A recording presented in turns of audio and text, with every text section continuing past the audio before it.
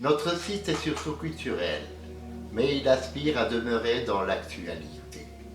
Ce qui se passe au Moyen-Orient aujourd'hui est insoutenable et nous laisse sans voix. Je ne parle pas, bien sûr, des bombardements bilatéraux, Israël-Iran ou bien Iran-Israël. En fait, deux gouvernements d'une droite aussi conservatrice l'une que l'autre. Mais mon cœur bat pour la Palestine, que Netanyahou menace de disparition en la rayant de la carte. Quelle perte pour l'humanité entière. Puis, asséchée et source tarie, où les générations futures risquent de ne pouvoir pas s'abreuver de poésie et de spiritualité, du sens de l'homme, ses valeurs et sa dignité. Un patrimoine de l'humanité à préserver pour les générations futures, dans celles mêmes qui habiteraient demain le territoire d'Israël.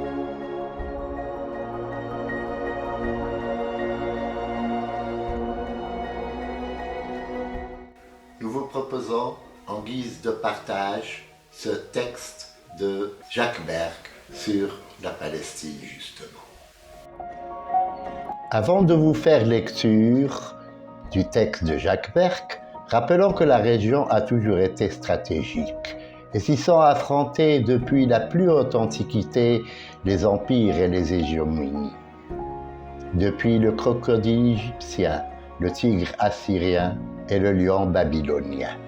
Les Perses et leurs satrapes, en passant par les Grecs macédoniens et leurs phalanges, les Romains et leurs légions, les Arabes et leurs cavaliers d'Allah, jusqu'à aujourd'hui avec le méga-impérialisme et ses services secrets, lorsqu'il a mis fin aux empires coloniaux, leurs troupes et leurs blindés.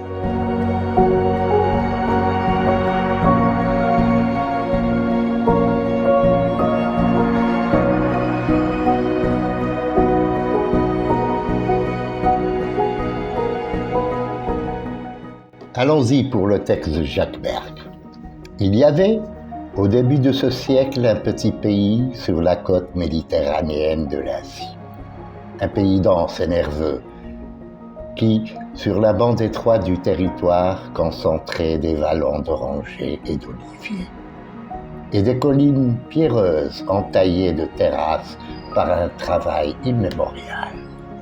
Ce petit monde avait même vers le sud son désert. La lumière d'un tel pays ne ressemble à nul autre. Tout y semble vibrer d'un halètement d'espoir et de souvenirs. Les hommes qui y vivaient là, des Arabes en grande majorité, étaient des paysans. Mais leur petite ville s'ouvrait sur une culture séculaire que commençait à atteindre le renouveau.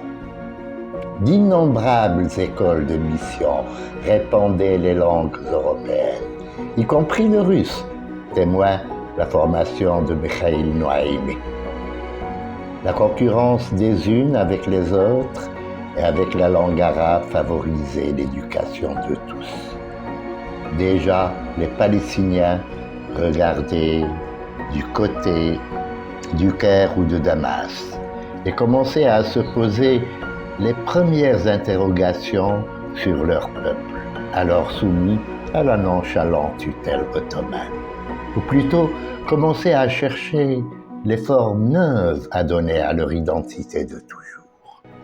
Or, depuis 1917, la pieuse minorité juive, qui habitait aussi le pays, se multiplie par une immigration systématique. Elle procède à d'impressionnantes mises en valeur fondées sur un travail énergique et des valorisations que seul rend possible l'afflux du capital étranger. Le mandat britannique s'étant à point nommé, le voici qui s'érige en État, sous le nom biblique d'Israël. C'était en 1948. Elle devait attaquer plus avant en 1956 et s'installer par conquête en 1967 sur le reste de la Palestine historique et sur des territoires d'États riverains. À l'heure où j'écris, et ne les a pas restitués, malgré les promesses de Camp David, les injonctions de l'ONU et de l'opinion internationale. 4 millions de Palestiniens ont été de la sorte transformés en colonisés ou en exilés et plusieurs millions d'autres Arabes en humiliés, que menace diversement la poursuite du projet sioniste. Ainsi, au moment même où s'effaçaient les impérialismes classiques, contre qui s'était formée la génération de l'indépendance, la force brutale imposait de nouveau ce qui pouvait apparaître aux Arabes que comme une colonisation absolue. Non pas parce qu'elle invoquait elle-même l'absolu, mais parce qu'elle ne se tempère d'aucun trait positif qui, traditionnellement équilibrait de vieilles hégémonies sympathiquement décadentes. De cela, tous les dirigeants arabes, ou peu s'en faut, furent éclaboussés. Au-delà de leurs fautes, de leur insuffisance, et pour certains, de leur compromission, toute une matière d'être fut remise en cause. Les événements de 1948 firent au monde arabe recommencer sa recherche traquée et lui donnèrent l'impression de repartir à zéro. Voilà, ce texte a été édité dans Arabe et Andalousie de Jacques Berck et c'était des cours au Collège de France.